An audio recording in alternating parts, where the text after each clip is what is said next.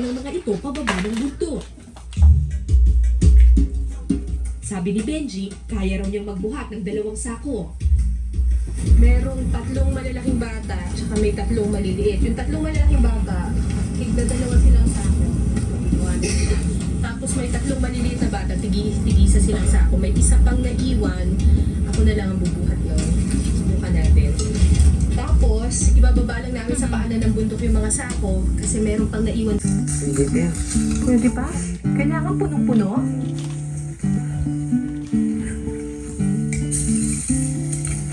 Katalian na lang daw.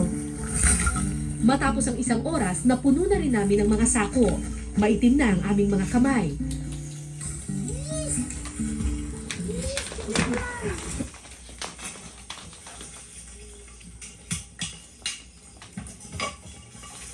Umabot sa 13 sako ng ulinga sa usok.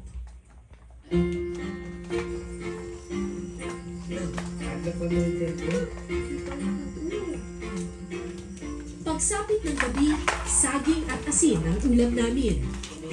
Hilaw pa ang saging kaya gaano man katagal ilaga, matigas pa rin ito. Anong mas masarap na? Imbis na magreklamo, dinaan na lang namin sa biruan ang sikmurang kumakala.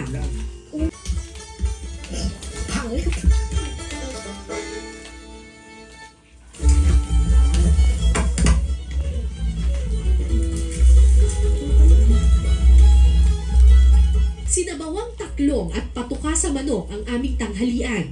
Parang maano siya sa lalamunan, matalas. Parang may mga parts na akala mo hindi pa luto. Bagamat sanay na silang kumain ng yellow corn, pirmi pa rin inaasam ng mga bata ang makatikim man lang ng tunay na bigas. Yung bigas na Hindi ko kilala yung mga ingredients. Taklong at saka, ano ba ito? Dahon? dahil walang pangsahog sa taklong, pinagtyagaan na lang namin ang mga dahon sa paligid. Nakain ba talaga itong dahon na to?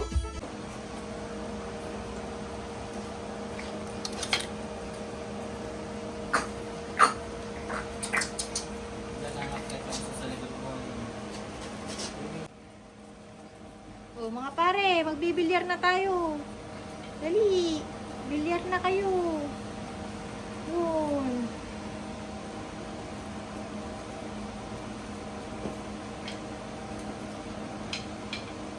Wala. Inyong bola eh. Wala, sige, nagbilyar na.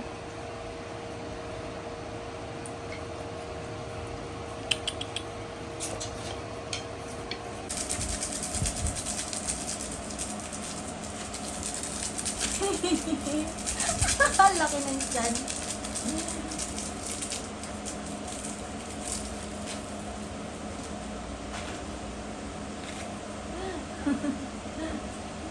Hello!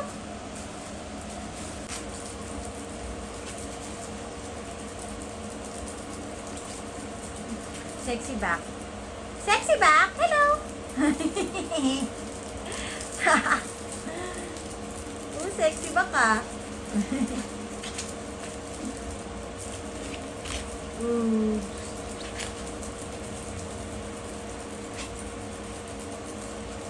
Ang cute na maliit.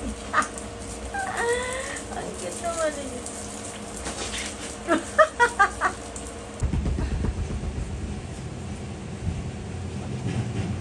Lagot kayo, may tambol. Lagot.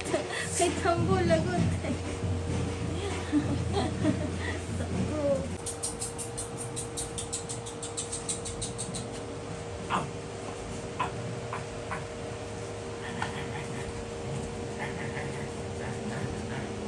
Daddy, tignan mo yung dalawa parang daga, oh.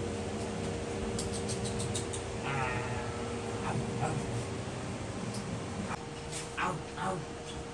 Ow! Ow! Ow! Ow! Ow!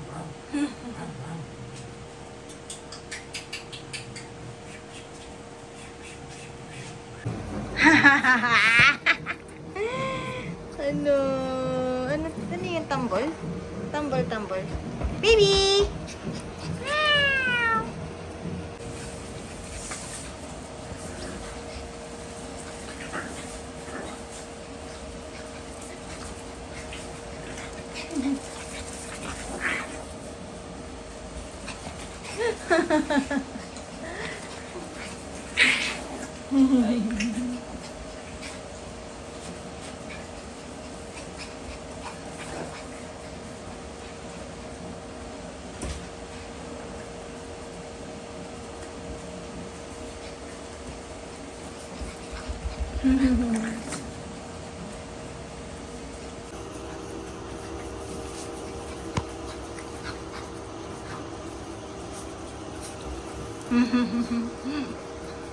Kukulit na naman, oh.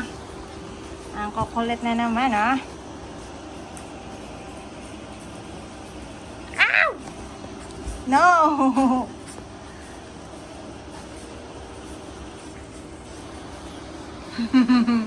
Happy sa t-shirt, ah.